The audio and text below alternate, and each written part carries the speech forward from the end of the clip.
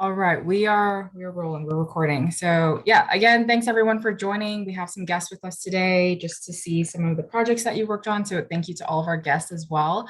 Yeah, and welcome to the Operation Climate Capstone for the 2022 summer internship. So super happy to be here and to sort of see all of the intern presentations and everything they've worked on this summer. So just as a brief rundown, we'll go through the opening remarks. All the teams will get a chance to present and everyone will be able to talk about specifically what work that they worked on. We'll give out certificates, yay. And then we have a raffle prize and then some conclusion and reflection, next steps things. So yeah. So first opening, yeah, I said this in a lot of my content creation teams, but we want to just take this chance to thank everyone, all of our interns and all of everyone who's been supporting us from the sidelines to just be able to make this come to fruition.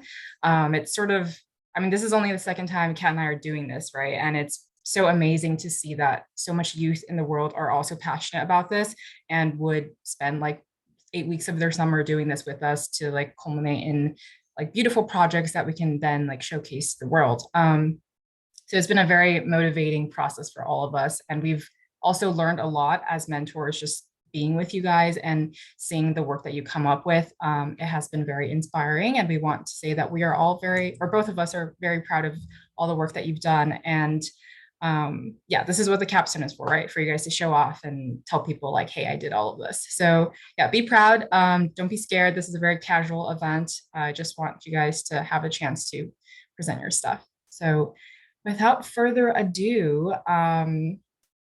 we will get to team presentations. So like Catherine mentioned, first team that will be going is content creation and then marketing and then podcast in that order. So at this point, could someone from content creation please share their screen for the slides that we've all worked on?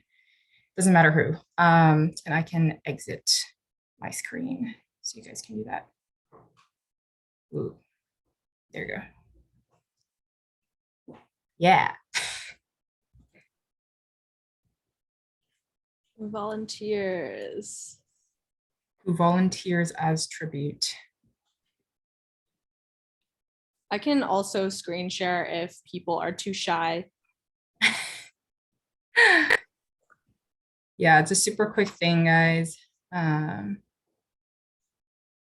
Just having your screen enabled.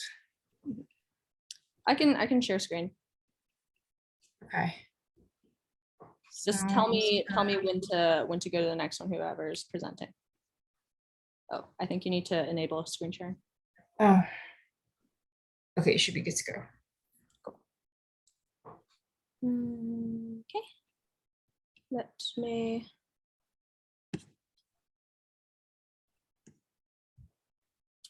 Here we go. Content creation team, take it away. Yeah, so content creation team, this is our presentation. Yeah, everyone will sort of be talking about what they've been working on this summer. So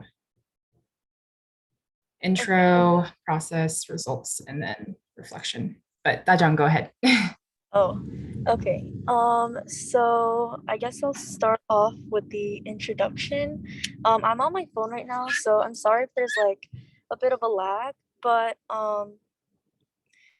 so for the introduction slide, I worked on the op-ed section, and for the op-ed, we needed to write a 750 through 800 character essay that sort of talked about our stance on an environmental issue that we were passionate about. And the process sort of went something like we first brainstormed by reading various op-eds, and then we wrote 500 characters first, and then we went through with a peer review, and then we wrote the final 250 characters. 250 words with like the final edits and stuff. And for the video essay, which was our first project, our goal was to create a video that was a documentary, interview, or vlog, ranging from like 5 to 10 minutes, meant to inform about environmental issues. And our process was we drafted, scripted, and then filmed and edited, and review and gave each other constructive criticism on each other's work.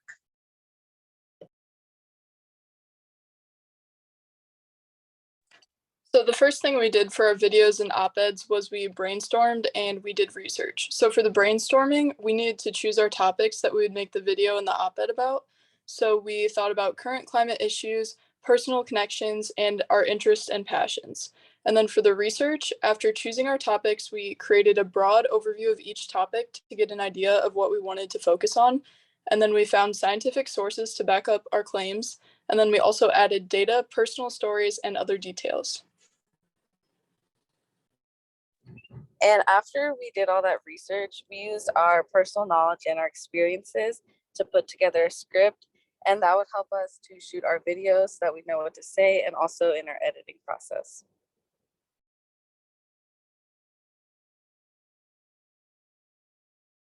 So after we made our script, we moved on to creating the actual video, and there was like 3 parts to doing this. So first we started off with the visual aspects of the video. We picked a video template or chose our own fonts and colors from Canva. And then if we were filming a vlog style video, we filmed ourselves explaining the topic to the camera in a more conversational way. But if we were doing a documentary or interview style video, we filmed our own video clips that were like relevant to our topic and included clips from other sources such as other documentaries. We also all included things like subtitles, graphics, charts, and general images to further explain our topic. Then for our audio, we used our scripts to record a voiceover. Then we picked background music that was copyright free, a good tone, an appropriate length, and one that was like light beat with no lyrics so that your voiceover could be heard. Then we moved on to editing, and we basically edited our audio for clarity using like platforms such as Audacity. We adjusted our slide timing to match each portion of the audio. We implemented peer feedback into our video. Once we did like 60% of our video, we went through like a peer review process and then implemented all that feedback back in. And then we added slide transitions and more media if we felt that we needed it. We fixed any design issues. And then finally, we finished the video by adding citations.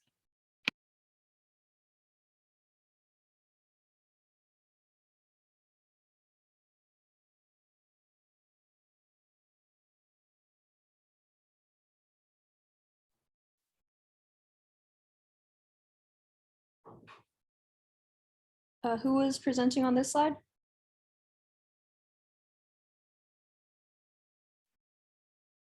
Is it Vanessa? Is she here? Okay, I can take this over. But yeah, so the next project the interns worked on was writing their op-ed, which Dajang already introduced earlier, but this was sort of divided into 4 parts. The first of them being to first do research. I asked them to each read like 3 op-eds and to come back to our team meeting and share that with everyone, talk about like what they've learned, because I find that op-eds can be structured very differently between authors, very much like not just in the standard like 5-paragraph essay. They can be like, there can be bullet points, there can be like 1-sentence paragraphs, things like that. And the next step was sort of honing down on what topic they thought would be most relevant to discuss in their op-ed. So some of our interns talked about their local communities, the current climate change perspectives in their high school, which was really cool. Some people went broader and discussed like circular economy and things like that.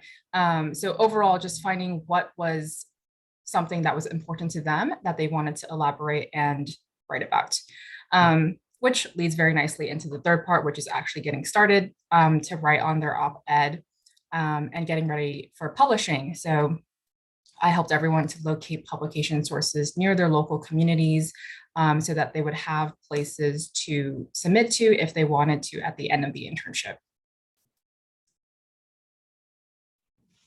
Well, this is kind of a bonus part of the process, which was a guest speaker event, and we had like everyone had a weekly guest speaker event that talked about their experience for college activist activities or introducing their program, etc., which provided a lot of advice.